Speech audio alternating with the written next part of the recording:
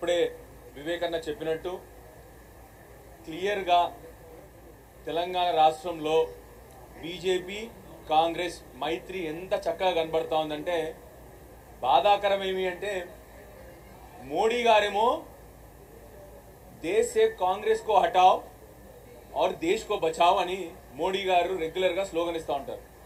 కాంగ్రెస్ को हटाओ और देश को बचाओ అని.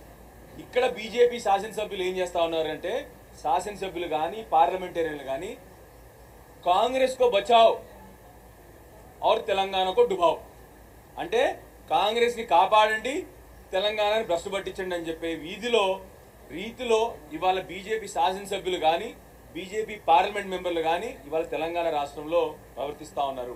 దయచేసి బీజేపీ నాయకులకు బీజేపీ కార్యకర్తలకు బీజేపీ జెండా మోసిన నాయకులకు మీ అందరికీ తెలుసు మోడీ గారు కాంగ్రెస్ పార్టీకి దేశ హటావో అంటా ఉన్నారు. మరి మీ నాయకులు వాళ్ళ వాలకం చూడండి, వాళ్ళ ప్రవర్తన చూడండి, వాళ్ళు మాట్లాడే మాటలు చూడండి.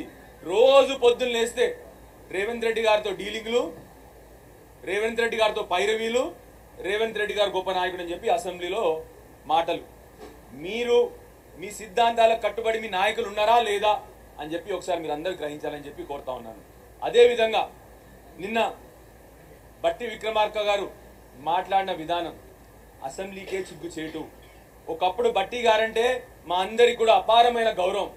కానీ వారి మధ్య అహంకారపూరిత మాటలు, బాధ్యతారహితమైన మాటలు చూస్తూ ఉంటే బాధేస్తూ ఉంది.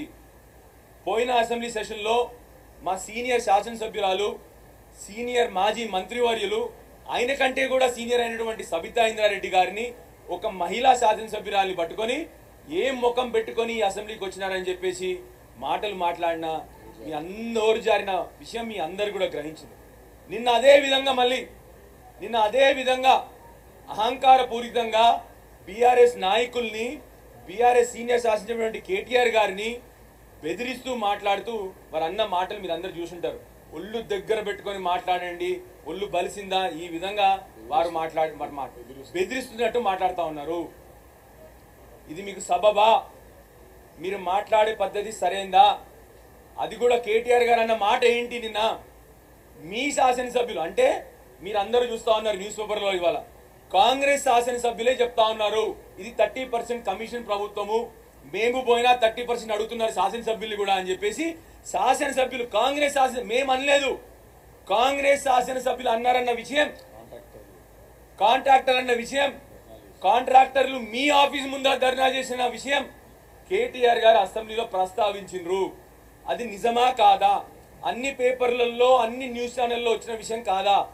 దేశంలో ఏ సెక్రటరియట్ లో ఇప్పటి వరకు కాంట్రాక్టర్లు ఆర్థిక శాఖ మంత్రి ఆఫీస్ ముందల స్ట్రైక్ చేసిన దాఖలా లేవు.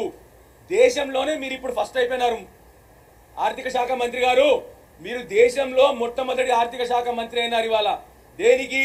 కాంట్రాక్టర్లు వచ్చి సెక్రటరియట్ లో మీ ఆఫీస్ ముందర కూర్చొని ధర్నా చేసిండ్రు.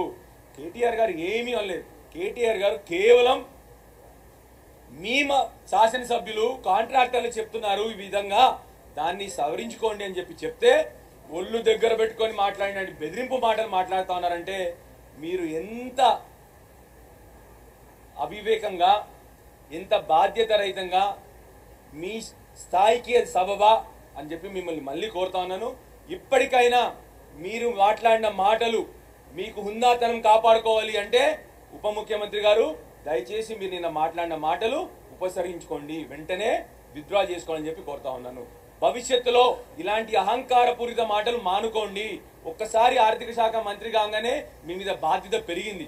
కానీ మీరు రోజు ఒకప్పుడు మీరంటే మా అందరికి కూడా హుందాగల నాయకుడు గౌరవం ఉండేది. ఈ రోజుకి మీకు అహంకారపూరిత మాటలు ఇవన్నీ సబబు కాదు. పోయినసారి మా ఎమ్మెల్యే సబితమ్మ గారిని ఇన్సల్ట్ చేసినారు. నిన్న మా అందరి శాసనసభ్యుల్ని కూడా ఇష్టం వచ్చినట్టు మాట్లాడినారు. కాబట్టి ఇది మీకు సబబు కాదు. భవిష్యత్తులో మాట్లాడకండి అని చెప్పి మిమ్మల్ని మీడియా ద్వారా కోరుతా ఉన్నాను. Thank you. జై తెలంగాణ.